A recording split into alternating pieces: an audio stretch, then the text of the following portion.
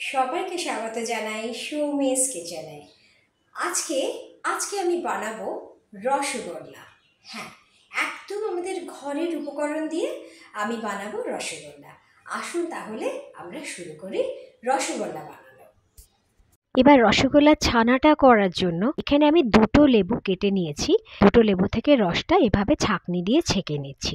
এতে করে কি হয়, ছাঁকনিতেই লেবুর বিচিগুলো আটকে যায়। এটা হচ্ছে টেবিল স্পুন। এই ধরনের চামচগুলো কিনতে পাওয়া যায়। আমি কেক বানাই বলে আমার কাছে থাকে, কিন্তু আপনাদের জন্য আমি ঘরের চামচের মাপে দেখিয়ে দিচ্ছি যে এই 1 টেবিল স্পুন মানে ঘরের চামচে কটা। হ্যাঁ, 1 টেবিল স্পুন মানে ঘরের চামচের 2 চামচ, আর 2 টেবিল স্পুন মানে ঘরের চামচের 4 চামচ। এখানে আমি ঘরের চামচে 4 চামচ লেবুর রস নিয়েছি। এবার যতটা লেবুর রস নিয়েছি সেই সমান মাপের জল এর মধ্যে দিয়ে দেব। মানে ঘরের চামচের 4 চামচ জলই এখানে দেব। 2 টেবিল স্পুন লেবুর রস, তার সাথে 2 টেবিল স্পুন জলই আমি দিচ্ছি। এবার চামচ দিয়ে ভালো করে মিশিয়ে নিলাম। এবার আমি গ্যাসে দুধটা বসাবার আগে এই যে পাত্রটাতে বসাবো দুধটা, তাতে আমি একটু জল দিয়ে নিলাম। এবার আমি দুধটা এর মধ্যে ঢেলে দিচ্ছি। এখানে আমি 1 লিটার দুধ নিয়েছি। আমি এখানে আমুল তাজা ব্যবহার করছি। 1/2 লিটারে 2 প্যাকেট আমুল তাজা এখানে আমি ব্যবহার করছি। গ্যাসটাকে আমি মিডিয়াম টু হাই ফ্লেম এরকম পজিশনে রেখে আমি কিন্তু সমানে এটা নেড়ে যাচ্ছি। ঠিক এই রকম অবস্থা যখন দুধটা ফুটে উঠেছে তখন গ্যাসটা বন্ধ করে দেব। দেখুন এখন ঘড়িতে 5টা বেজে 6 মিনিট। আমি গ্যাসটাকে অফ করে দিলাম। ঠিক 2 মিনিট পরে এখন 5টা বেজে 8 মিনিট, গ্যাসটা কিন্তু অফই আছে। এবার 2 চামচ লেবুর রসের সাথে 2 চামচ জল মিশিয়ে যেটা আমি বানিয়েছি, এটা 1 চামচ করে করে আমি এই দুধটার মধ্যে মেশাচ্ছি আর আস্তে আস্তে নাড়তে থাকছি।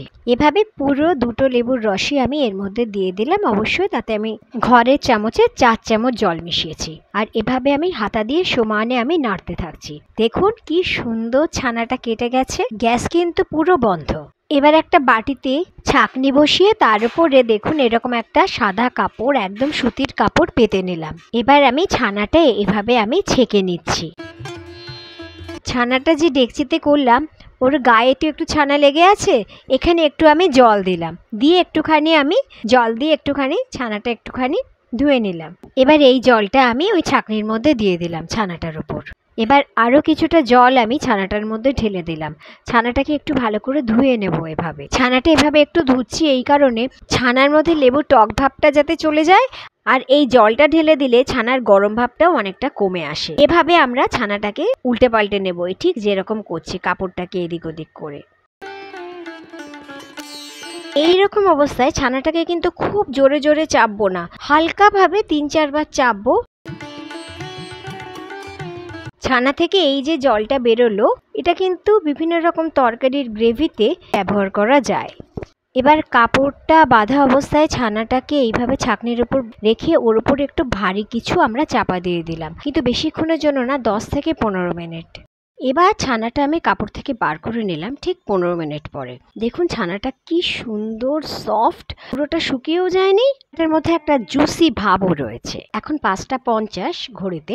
ছানাটা 8 থেকে 10 মিনিট মাখবো। হ্যাঁ, হাতের এই তালুটা দিয়ে মাখবো।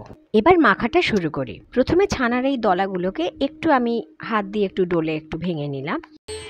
এবার আমি মাখাটা শুরু করছি হাতের এই তালুটা দিয়ে। দেখুন প্লিজ, হ্যাঁ এইভাবে হাতের তালু দিয়ে 8 থেকে 10 মিনিট ধরে ছানাটা মাখতে হবে।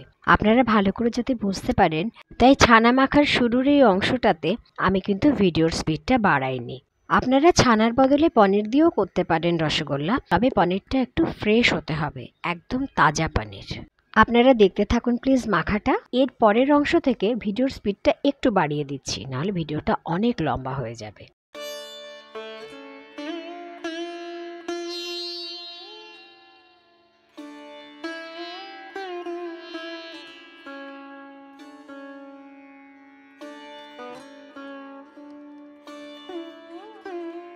এখন 5টা 57, আমি 5টা 50 শুরু করেছি, তখন দেখিয়েছি ঘড়িটা। আমি কিন্তু এখনো মেখে যাচ্ছি ঠিক এভাবে। আর হ্যাঁ, এটা হচ্ছে ময়দা। যখন ছানাটা 8 মিনিট মতো মাখা হয়ে যাবে তখন এই ঘরের চামচের 1 চামচ, যেগুলো ছোট চামচ, তার 1 চামচ ময়দা আমি দিয়ে দিলাম। ময়দাটা দিয়ে আবার আমি একইভাবে মাখতে থাকছি আর 2 মিনিট মতো মাখবো। এখন এই মাখাটা মোটামুটি আমার হয়ে এসছে। কিভাবে বুঝবেন ছানাটা মাখা হয়ে এসছে বা হয়ে গেছে? দেখুন ছানাটা নিজে থেকেই থালা থেকে উঠে আসছে। এখন ঘড়িতে দেখুন 6টা বেজে 2 মিনিট। 10 থেকে 12 মিনিট আমি ছানাটা মাখলাম। এবার এই ছানাটা থেকে একটু চেষ্টা করছি সমান মাপের লেচিটা কাটার। তার জন্য ঠিক এরকমভাবে একটু আমি লম্বা করে নিলাম।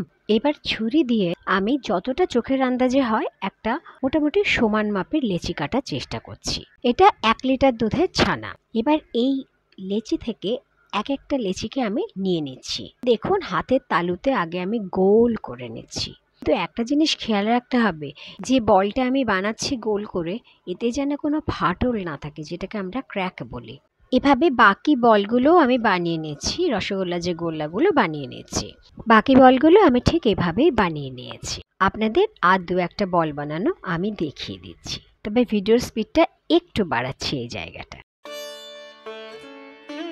এবার এই বলগুলোকে একটা সুতির ভিজে কাপড় দিয়ে আমি চাপা দিয়ে দিচ্ছি। একটাই কারণে, যেহেতু আমার রসগোল্লার রসটা এখনো বানানো হয়নি, বলগুলোর ওপরটা যাতে না শুকিয়ে যায় আমি চাপা দিয়ে দিচ্ছি। যদি আপনারা আগে রসটা বানিয়ে নেন তাহলে বলগুলো বানিয়েই রসে ছেড়ে দেবেন। এবার রসটা বানানোর জন্য এখানে আমি 1 কাপ চিনি দিলাম, 5 কাপ জল দিচ্ছি।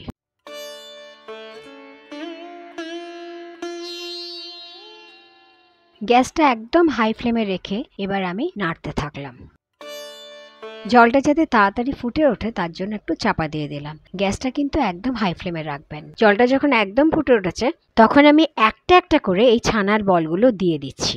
কখনো কিন্তু একসাথে সবগুলো বল দেবেন না রসের মধ্যে ফোটার জন্য। এভাবে সবগুলো বল দেওয়ার পরে গ্যাসটা কিন্তু হাই ফ্লেমে, দেখুন চামচ দিয়ে জলটাকে আমি একটু নেড়ে দিচ্ছি। এখন 7টা বেজে 2 মিনিট আমি এবার ঢাকা দিয়ে দিলাম। গ্যাসটা কিন্তু একদম হাই ফ্লেমে। দেখুন এখন ঘড়িতে 7টা 10, আমি 7টা 2-3 নাগাদ বসিয়েছি, আর 1 মিনিট মতো একটা রসগোল্লাও ফাটেনি। কতটা বড় বড় হয়ে ফুলে উঠেছে দেখেছেন? আর 1-2 মিনিট পরেই গ্যাসটা বন্ধ করব। সত্যি বলছি খুব আনন্দ হচ্ছে।